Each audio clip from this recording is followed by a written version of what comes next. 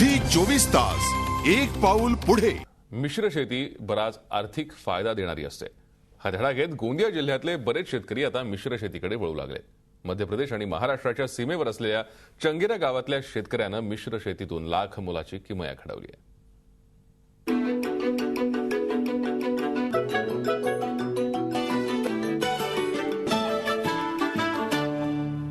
गोंदिया जिल्ह्यातल्या चंगेरा गावातले हे आहेत अब्दुल हमीद खान।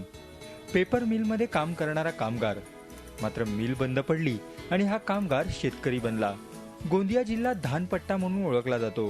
त्यामुळे अब्दुल हमीद खान यांनी आपल्या 8 एकर शेतातील 4 एकरावर धानाची लागवड केली, तर उर्वरित 4 एकरात भाजीपाल्याची शेती सुरू केली। यात मिरची, वांगी, भेंडी, कारले आणि पत्ताकोबी पिकाची लागवड केली। 2.5 महीने में ये फसल देना शुरू हो गया। हर 4 दिन के बाद एक तोड़ा मिर्ची का करता हूँ मैं। 1.5 से 2 कुंटल मिर्ची निकलती है। एक हफ्ते में टमाटर का ये भट्टे का तोड़ा करता हूँ, जो मेरे को 7 कुंटल 8 कुंटल निकलता है। और टमाटर 4 दिन के बाद तोड़वाता हूँ, जिसमें मेरे को 8 से 10 कुंटल के एवरेज में निकलता है। वो प्रति 4-4 दिन के अंदर में तोड़ा है टमाटर का। विशेष म्हणजे खान यांनी आपल्या 2 एकर प्लांटमध्ये प्लास्टिक मल्चिंग केलंय।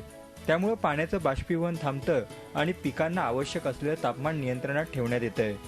फर्टिलाइजर में मैं पहले डीएपी खाद देता हूँ हर पौधे के पास में गुड़ाई करके, और फिर यूरिया और पोटास का ड्रिप में चलाते रहता हूँ।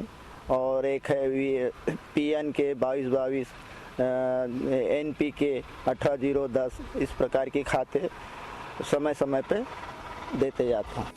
या मिश्र शेतीतून वर्षाकाठी अब्दुल हमीद खान तब्बल 20 लाखांचा नफा कमवतायत। एकूणच पारंपरिक शेतीवर अवलंबून न राहता मिश्र शेतीतून कमीत कमी वेळात जास्त नफा कमावत त्यांनी इतर शेतकऱ्यांपुढे आदर्श निर्माण केला आहे।